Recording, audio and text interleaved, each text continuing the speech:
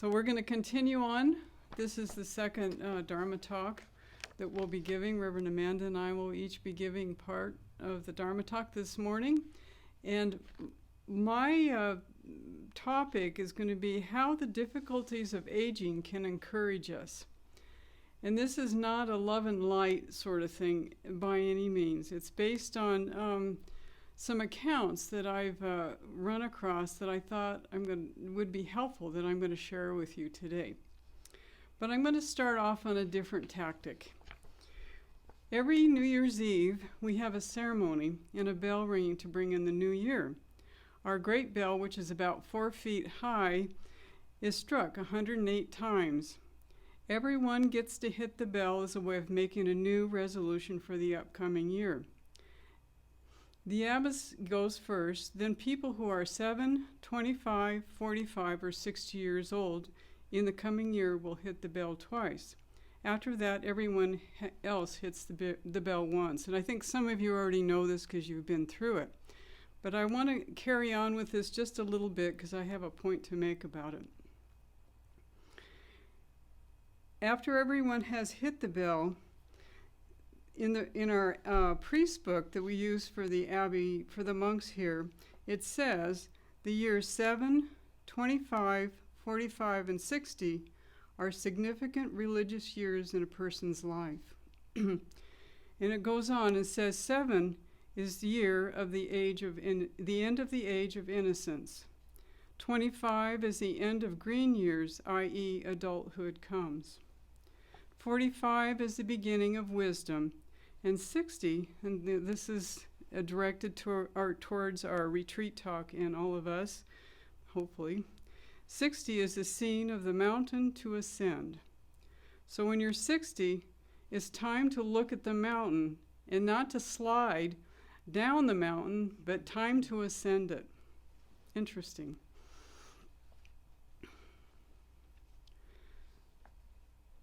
And I believe what this is pointing to is that when we're 60, we have lived a while, 60 years, and we can look back on our lives and reflect on that, and also look forward. What's going to happen in the future? Well, we don't really know, but we do know that eventually, we'll get older. Bodies will start to go through the process of aging, continuing the natural process of aging. The mind will also be aging as well, the brain. And eventually we will all die. Being at this age does not mean that we fall apart and die. That's not like a dictum or something that somebody said, well, this is what's going to happen. We're all going to fall apart and die. Well, that's one way to look at it. That's an attitude, right? But it does mean that we are moving into another stage of our lives. And some of it will prove to be difficult. And how we meet the difficulty is up to us. It's our choice. So this is what I want to explore a little bit in the time I have here. The first thing that came to my mind is that if it is a new stage in our lives, perhaps it might be a good time to look at our purpose for living. This is something that is a good thing to do. I do it, and I find that maybe it's going to change. Our purpose for living when we were 7 or 25 or 45, it's different. Now we're looking at something else, 60. So I would encourage all of us to do that, have a reflection on what is my purpose for living, and not something that is is worthwhile, some kind of thing that could guide us, some idea that you really can respond to and say, yes, this is the way I would like to live the rest of my life. So I would say your reflection on that would be to come up with something that is honest and realistic, because that's what's going to help you or me the most. If it's too unrealistic in terms of being negative or too positive, without being realistic, then really it's not going to be too helpful. So something you would find helpful, something you could come back to again and again in the course of our growing older that could help us all, help. So during my meditation, sometimes I remember the purpose of my life, and I'm not going to tell you what it is because it's personal, but I find that it cheers me up by the prospect of living up to it, to live up to what my purpose for living is. So it's an aspiration. I wouldn't say it's a goal, but it's something I can look towards. So when I'm confused or having a difficult time, it's something that helps me out. It's a guide. And I think I'm saying this so that maybe when you look at your purpose for living, maybe you can find something that would be helpful to you. So I have found something that's worthwhile, and I've tested it out over the years. I don't know how many years, but it's held up.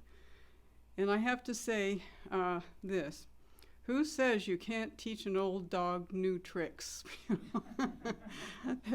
There's just something I don't buy into that. I say, oh, well, I think that's something that maybe somebody said somewhere along the line, but I don't believe it. I don't go for that one. Another thing that I have found is something as a daily reminder. Some few words that are easy to remember, words you like and find helpful over and over again. And it's something you could continue to keep coming back to, the Buddha's teachings, something that just seems to be part of your mantra, if you want to say, or something a resource for you. And the two things that I find helpful are stillness and listening with awareness. There's something about the stillness, which is the meditation, but the listening is an active participation in the stillness, if that makes sense. And the mindfulness just kind of keeps it so that we know that we are doing this, experiencing it, rather than just thinking about it up here. And I find that that's a really good, helpful thing to come back to. Also, the three refuges. They're excellent things too. The three treasures are things to come back to. I take refuge in the Buddha in the moment. I take refuge in the Dharma in this moment. I take refuge in the Sangha in this moment. I find things like that can be really helpful. And when we get into really difficulties where we are confused, these things hopefully will pop up into our minds and help us out.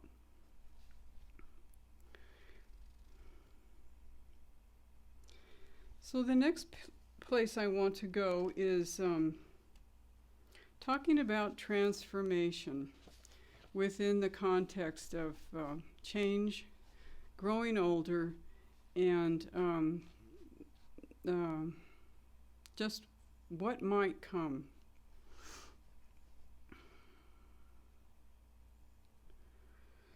Because inevitably, and I say this in a very, I hope that we all have the time to age, because it will be a great learning process for us all.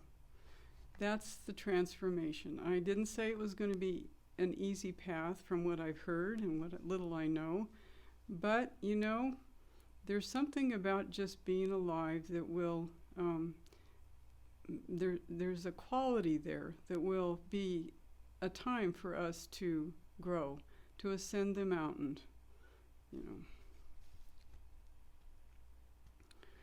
And some of us, we're going to come down with diseases, right? That's just part of the aging process. And I found an article in a magazine of a man who had middle stage Alzheimer's disease, a very powerful intellectual thinker, but he was able at that middle stage to voice his thoughts on having Alzheimer's. And I'm going to read that to you. It's pretty powerful stuff, but I think it makes a good point. And this is not from somebody who's speculating. This is from somebody that's right in the midst of things. And also, I had the fortune of asking, see her, one of our monks what she thought. So I have two accounts, and I was not surprised, really, that there was some similarity between the two. The first, there were like two topics that I found that I'd like to talk to you about. One is urgency. One said, the gift of the disease process of Alzheimer's is a continuous sense of urgency. There is an acute sense of time's passage. Things are important. You don't want to be inconsequential in your perspective on things. I feel that with an increasing acuteness, that everything counts. Okay. The other said, we need to get on with Buddhist practice and not waste time. The moments are very precious. Okay? Two similar things, both from the voice of being in conditions that were in the process of aging. The other thing was talking about acceptance. And this is what one person said. One said, we may think that aging is like riding a bicycle on a smooth path, but it isn't. Times can be very difficult indeed. These are the times when we can simply accept what is going on with us, with our minds, with our bodies. Not easy. The other says, the process of aging is a series of givings away, a making peace with givings away. It is a kind of relentless series of adjustments to what you can do, in particular the way you can't think any longer, your inability to sustain a continuity of focus, and those are accumulated deletions of ability, and you adjust. You better adjust, or you adjust whether you want to or not. So this is real stuff, you know.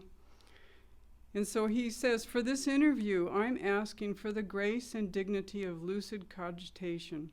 I'm asking my faculties, such as they are, in whatever decreased capacity they are, to meet you fairly. And this would be the interviewer.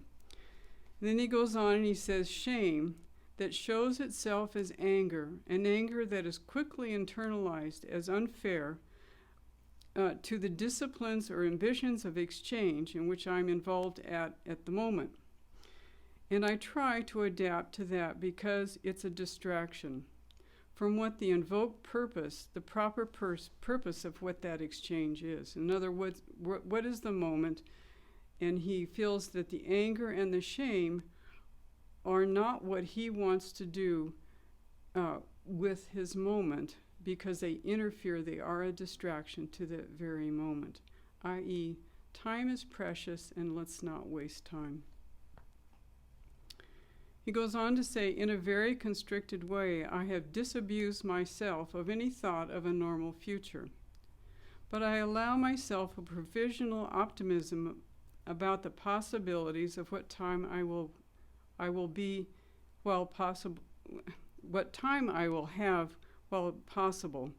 But I don't want to constrict or profane that with recrimination or distorting bitterness. In other words, again, not to overlay his time he has left, which is precious, with bitterness or recrimination.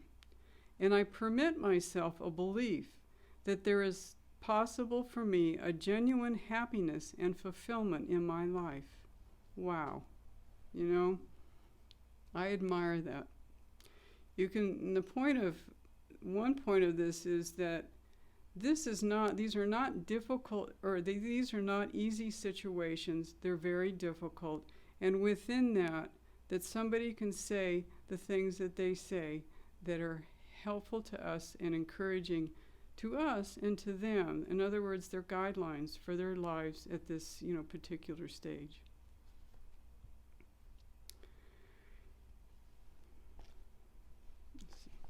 So one teaching that I have found helpful is this.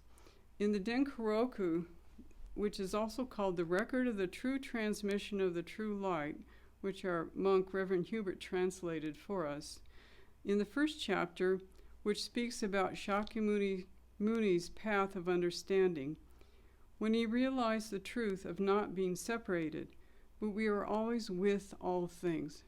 And I love that, with all things. I come back to that again and again because it is so profound, and I have made that something that I can use as kind of a tool to help me out.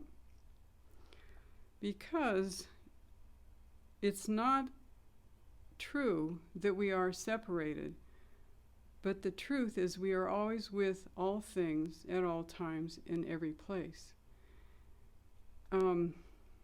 This is something I return to again and again, and I believe that it will help us when we grow older not to view things as separate like we like to do so much, and we do.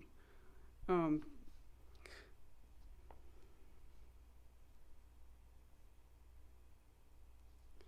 the way I see that in terms of the two examples that I gave you is that the urgency of time. If we can see that the moment is precious, then why would we want to overlay it with things that are not useful, that aren't real, that aren't helpful, like anger, like frustration? In that moment, if we can be with what the conditions are, is it really true that that anger is the reality of that moment? There's other things going on, other things that can actually help us and provide a richness to our life, i.e., can help us to live in the preciousness of that moment, the with, because our overlay of what goes on in our head is just not the real truth. There's a much broader perspective that we can tap into. The other thing, acceptance, when we find ourselves in really difficult and trying situations, one choice is to accept. And you can say, well, that's a real tall order. Well, it is. But sometimes what happens is conditions can be so tough that they become unbearable, and we are simply at a loss for what to do. And here I find is a gift, believe it or not, because sometimes things are so tough that all you can do is say, I accept, because you can't make any sense out of it, but there is a way of just saying, I'm trapped, there's nothing I can do. However, I can accept the situation, because that is the pathway that we can, not with that acceptance at that moment, but the acceptance itself will help us to see a different view, a broader view, and perhaps, and probably within that, because we're not overlaying it with our thoughts and our feelings, there is a way to see, to not react, but to see what needs to be done, to see what's good to be done. So I have 1 minute. Oh, okay. You have more. All right. So these are some teachings that are available: urgency of the time left to us and acceptance, both offering us an opportunity to be transformed. This is the ascending of the mountain that I mentioned earlier in the talk. The mountain doesn't have to become an obstacle and can become a path of discovery, a path of turning home to our own true home and peace. Wouldn't that be nice? And I wish that for all of us. Thank you.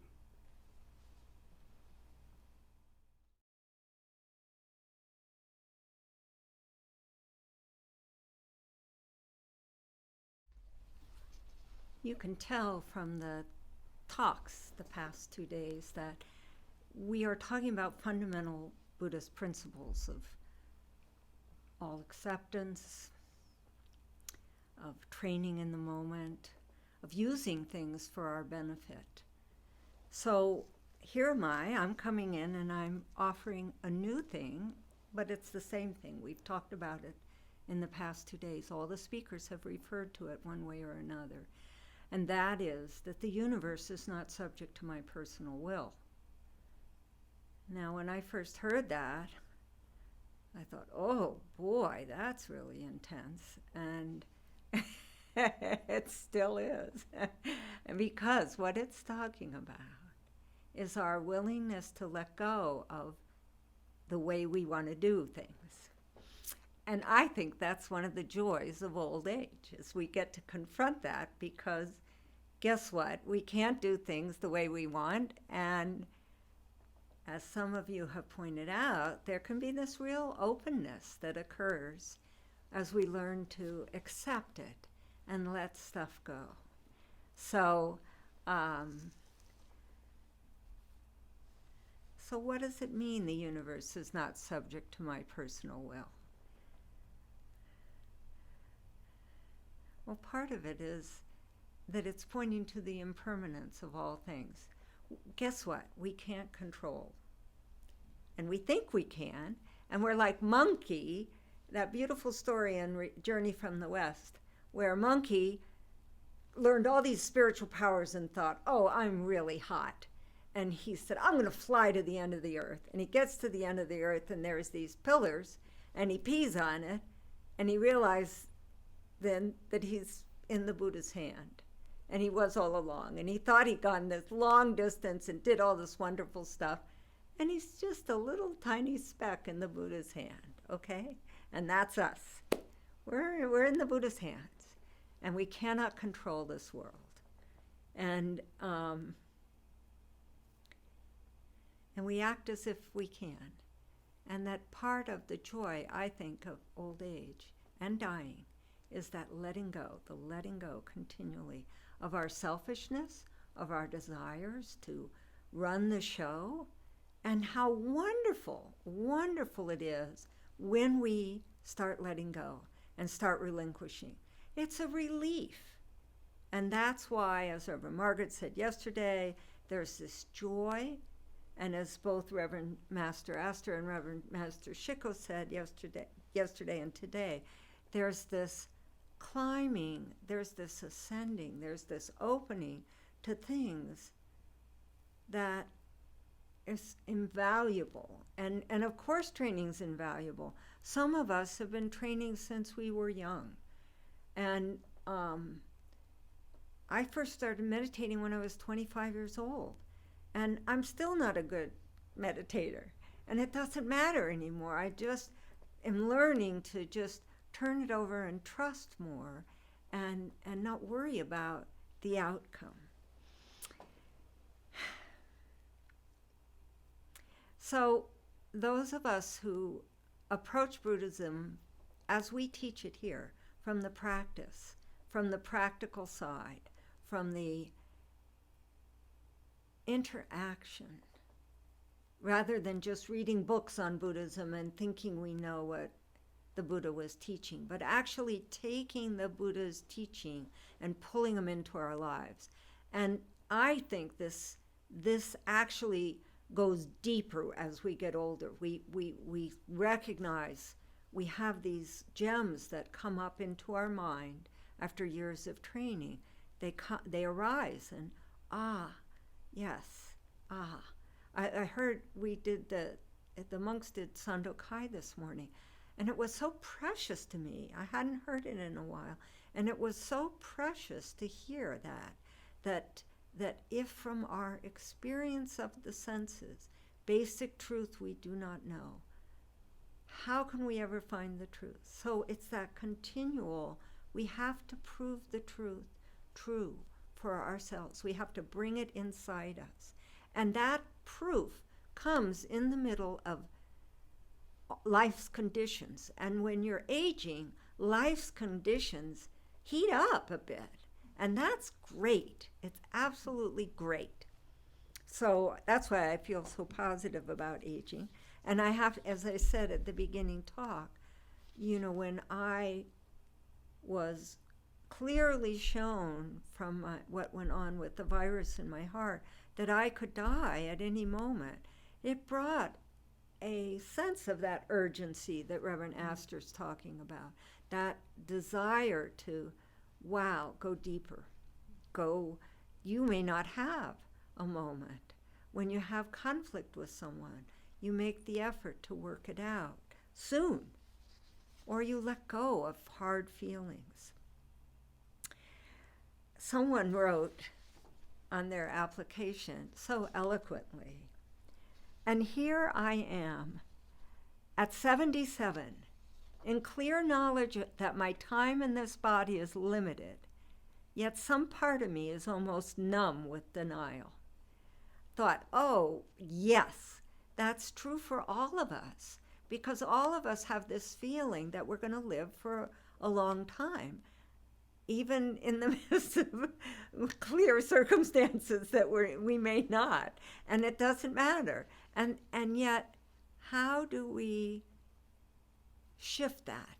And the interesting thing for me is I think the shift comes by the moment, not by this big understanding of, oh yeah, I'm going to die, but it comes in the moment of gratitude and recognition of how precious things are. And when we lose things, as we do, whether it's people or our ability, I mean, someone honestly mentioned yesterday in the discussion about being angry at all the little things they can no longer do. And I was so grateful for that comment, because number one I wanted to say to them was, great, you saw it. You see you're getting angry. That's terrific, because a lot of people do not see they're getting angry. So this is actually a good sign, because you're watching your mind and you're seeing what's going on with it. And that's how we begin to transform it. It's by being aware, seeing it, and then letting it go and letting it go. And yet also the honesty of saying, you know, I can't do this anymore.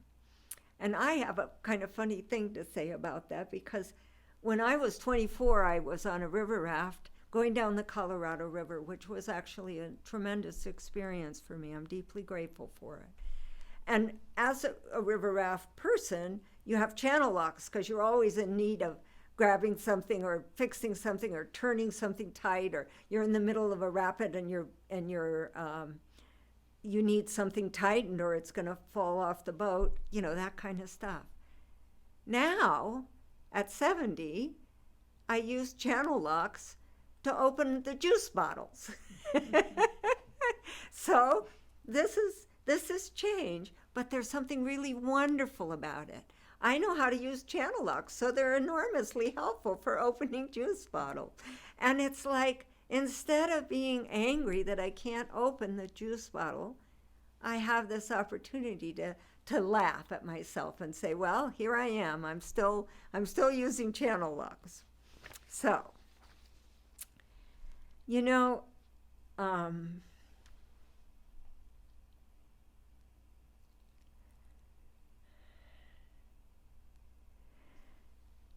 so the blessing of aging. So I think this is one of the things we get to do, is that transforming something from seeing that it's, oh, this is a hindrance, or I can't drive anymore, or I can't do this anymore, I can't stay awake through all my meditation periods. And how do we see that in a different way? How do we see the blessing of aging in a different way, and to hold it in a way that empowers us or makes us feel good? And part of that is the recognition of impermanence, and just sitting in the midst of impermanence and just opening our hearts to it. And that letting go and saying, okay, I'm not in control. I got a little thing to tell you. What you do in old age helps you actually prepare for death. And it's that letting go, that movement, that letting go of things that opens you up for the dying process. And hallelujah is all I can say.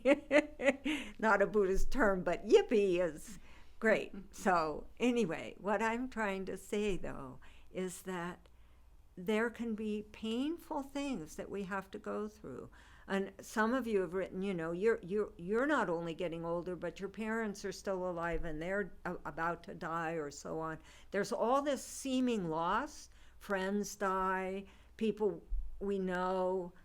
This is part of the law of impermanence. This is why the Buddha said, this is why the Buddha actually trained himself, was he had the vision to look at his young wife and his baby son and himself and say, oh, we're all subject to sickness, death, sickness, old age, and dying, and to take it and say, how can I find a way to be free within that, within the conditions of life?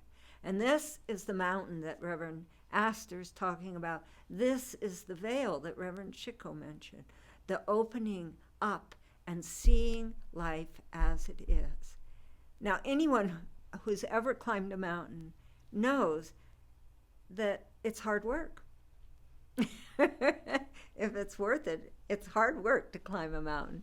And one of the things I love about climbing mountains, or I used to love, I haven't climbed one in a while, but it's that ability to turn around and see how far you've come and see how many things how many miles you've gone. And that is to rejoice. That is to take heart in the difficulties of life, but see their benefit and bring them to the Buddha's path and the Buddha's teaching. It doesn't mean that you don't have difficult things you're going to go through.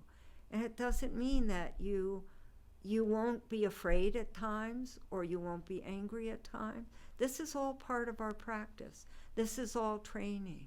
And we just keep walking on the path. There's a practical side. Of course, I've always been a practical side person. But it's helpful. And some people have mentioned this. It's really helpful sooner than later to work out those things in your life that you need to work out so that you have someone lined up to pay your bills when you can no longer pay your bills. That you have someone lined up who will be your advocate when you can't advocate for yourself. And that you have someone lined up who will make medical decisions for you. These are all very practical things, but we can't control them too. So we do our best, we set up things as best we can, we look at things straight on, and then we let it go. And what will happen will happen.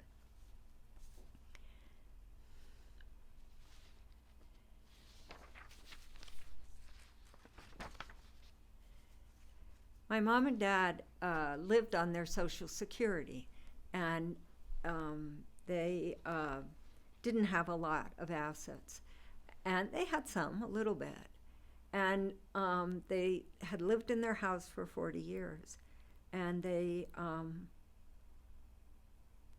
my dad got stage 4 lymphoma, I wrote my parents, I was a financial planner, and I wrote them a letter and I said, do you want to get a one-level house? Do you want to sell your house so you can move into something smaller?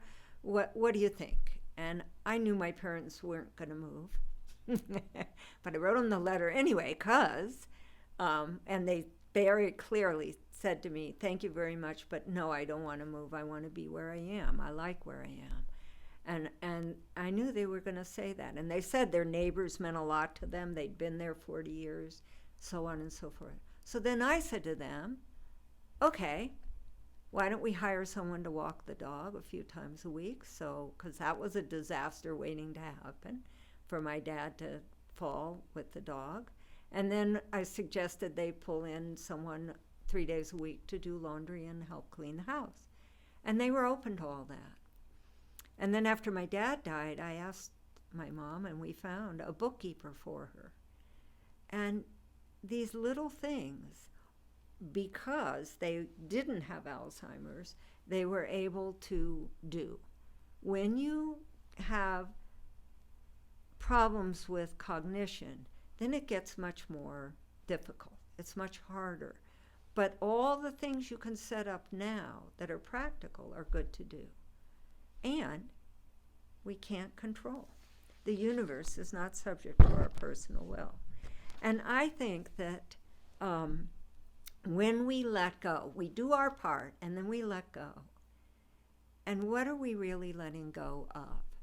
And I think that is the process of letting go of the self, of our selfishness, of that which wants to control. Why do we want to control? I think it comes from that belief that we're in charge, that that's what the self tells us, and we believe it. And it's not true. It's not true. We're not in charge. I have been told I have very strong views, and I've really tried hard to relinquish a lot of those views, to say, well, I don't have to hold on to this. That view is myself. It isn't real. And it's not important. And to learn to live like that is the blessing of getting older. Now, I have done hospice work, and I did before I became a monk, and I've been with people who are dying. And it's an incredible privilege to get to be with somebody who's dying. Now, if it's somebody close to us, there's the grief side of it that people have to go through afterward. But there's this wonderful aspect of dying, which is really important. And that, to me, is what old age is about, is it's really preparing us to die. And the more we learn to let go of things and the more we open, then the more we can go out easily, even though it's not necessarily the way we want. Now, I'd like to read this. This is a very pithy book. It's called The Grace in Dying by Kathleen Doling Singh. And she was a transpersonal psychologist. I believe that's what she had her PhD in. She was also Buddhist, and she ran a hospice agency probably for 40 or 50 years. You're just an amazing person. And but I found this book helpful, and if you read it and work with it, I would recommend you read the last 5 chapters and don't worry about the first 5, because they're all transpersonal psychology, and it's very pithy. And you might give up on the book if you read the first 5 chapters. So if you start, give it up. But here's one of the reasons. This is the very first page of her book. And she wrote, "This is not a book for a time of imminent crisis. This book was not written to be read if death is very near, a few hours or a few days or a week away. If you are one who is facing this death soon, put the book down and know you are safe. If your loved one is facing death soon, put the book down and know that your loved one will be safe. Dying is safe. You are safe. Your loved one is safe. That is the message of all these words here. Know that you are safe. All these words are just to tell your mind that you are safe." I have found that enormously helpful. That's just her very beginning. And actually, this book is an example of all the people who found their way. How many billions? 7 billion of us? We all go out our own individual way. And that's a very interesting thing. And it's up to us to just kind of work it through, how we go out. But the point is that if dying's safe, guess what? Maybe living is too. And I have spent my whole life working on that because I did not feel safe. And I continue to work on it. And the more I live and deepen my practice, the more safety I feel. And safety isn't about having conditions not go wrong. Safety is about the permeability of us between life and death. And that permeability to go in and out and to know that the unborn, undying, unchanging is always with us, always there, always helping us. We are not alone. We have that most precious thing. And that is why the universe not being subject to our personal will is so helpful, because we let go, and then we find that permeability of life.